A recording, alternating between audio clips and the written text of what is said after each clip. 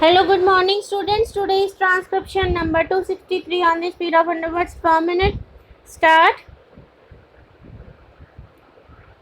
Sir, at the outset, I ought to congratulate the Honorable Minister of Finance for his strides to control the inflation to the single digit level as well as to meet the development needs of the country fully. It is commendable on the part of the government that they have achieved a record target in the production of wheat and rice during the current year. Not only they have achieved the record target, they have tried to see that the farmers get their due share for their products.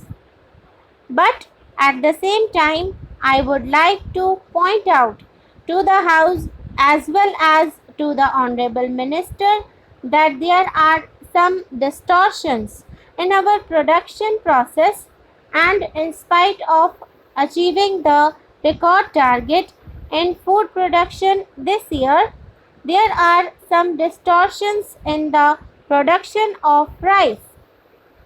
We are aware that rice is produced mainly in eastern India, in the states of Orissa, Bihar, West Bengal, Assam, etc.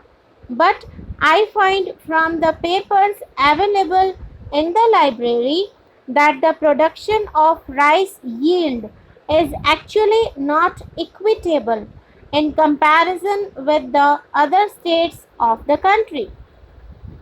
Here I must point out that according to an international comparison amongst the less developed countries, the best results are reported from Korea, China, and Indonesia, and amongst the industrialized countries, Austria leads, with Japan following closely.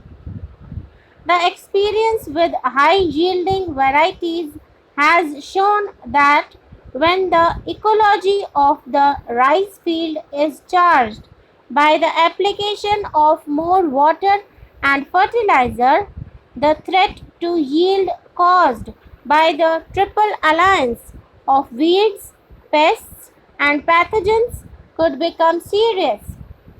Countering the risk effectively will be particularly important for the small farmers who cannot otherwise be expected to show an improvement, making requisite investments in inputs which are vital to the success of high yielding.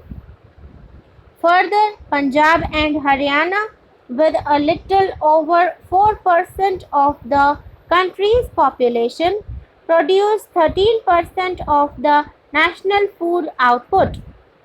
Only 19% of their population is below the poverty line. Madhya Pradesh and Uttar Pradesh have the worst scores in this regard. So, the picture of plenty reflected in absolute figures of increase of food production has to be viewed in the context of intensity of deprivation that stalks the vast countryside because the per capita calorie supply is uneven due to the weaknesses in the distribution system.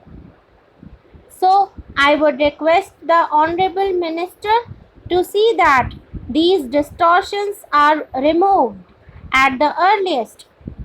The Economic Advisory Council has also made a reference to lower rates of growth of output of rice in these states.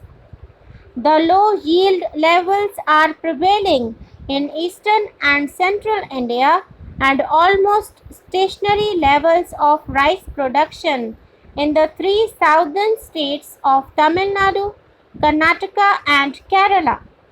They have also equally mentioned the low growth rate of pulses and oil seeds. While the rice production is almost stationary in the eastern region, the consumption of fertilizers has decreased in some states.